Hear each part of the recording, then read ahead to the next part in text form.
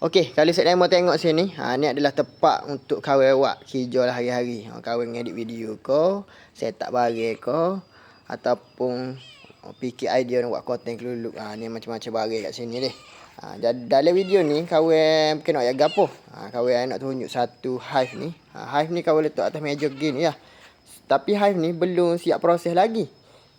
Kita masuk upai pun masuk sikit baru. Tapi tengok di hadapan corong dia tu sudah ada keluluk-keluluk kecil lah yang mari nak masuk dalam tu. Dalam masa sehari dua ni nampak dia baru-baru nak masuk. Kalau kira dalam ni kita tak siap mana lagi lah. Tak siap silikon ke apa. Jadi gapo kita nak ayat sini ni adalah kita buat kerja buat gapo sekalipun kita kena seruh ke takdir tu kepada Allah Subhanahu Wa Taala lah.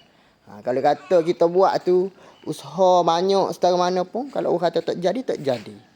Sebab ni kita buat tak gitu ya, tak sungguh mana pun, tapi sudah ada hak mari. Okey. Jadi itulah untuk kita cerita hari ni. Semoga perkongsian video pada kali ini bermanfaat untuk semua. Terima kasih.